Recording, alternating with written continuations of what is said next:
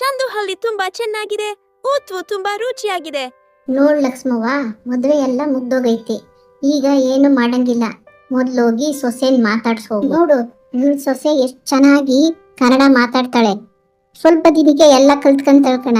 ಒಳ್ಳೆ ಹುಡುಗಿ ತರ ನೋಡಕ್ಕೆ ಚೆನ್ನಾಗಿ ಕಾಣಿಸ್ತಾಳೆ. ನಮ್ ರೀತಿ ರಿವಾಜ್ನು ಸ್ವಲ್ಪ ತಿಳಿಸಿ ಹೇಳ್ಕೊಡು ಆ ಮಗಿಗೆ.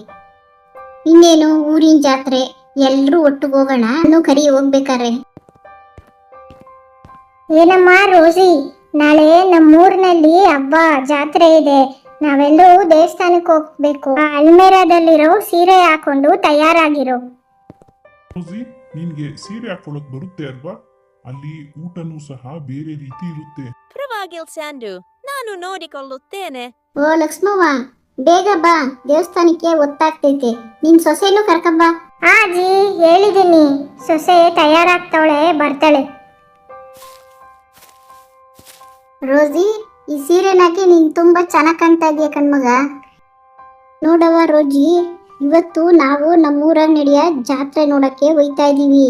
ಜಾತ್ರೆನಾಗೆ ಬೇರೆ ಬೇರೆ ಊರಿಂದ ಜನ ತಾವ್ ಬೆಳ್ದಿರೋ ಪದಾರ್ಥನೆಲ್ಲ ತಂದು ಮಾರ್ತಾರೆ.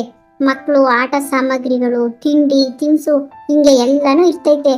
ಹೀಗೆ ನೀನೇ ಬರ್ತಾ ಇದೀಯಲ್ಲ, ನೋಡಿ ಎಷ್ಟ್ ಚಂದಾಗಿರ್ತದೆ ಅಂತ. ಹೌದು, ನೀನ್ ಕನ್ನಡ ಹೆಂಗ್ ಕಲ್ತ್ಕೊಂಡೆ? ಚಂದು ಹೆಲ್ಪ್ ತೆಗೆದುಕೊಂಡಿದೆ ಅಜ್ಜಿ. ಧೋಣಿಯಪ್ಪ, ನಾವೆಲ್ರೂ ಜಾತ್ರೆಗೆ ಹೋಯ್ತಾ ಇದೀವಿ.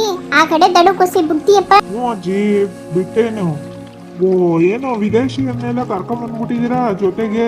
ಹೂ ಕಣಪ್ಪ, ಅವಳು ನಮ್ ಲಕ್ಷ್ಮಮ್ಮನ್ ಸೊಸೆ, ನಮ್ ಚಂದ್ರು ಅನ್ನಲ್ಲ ಅವಳಿಂದ್ರು.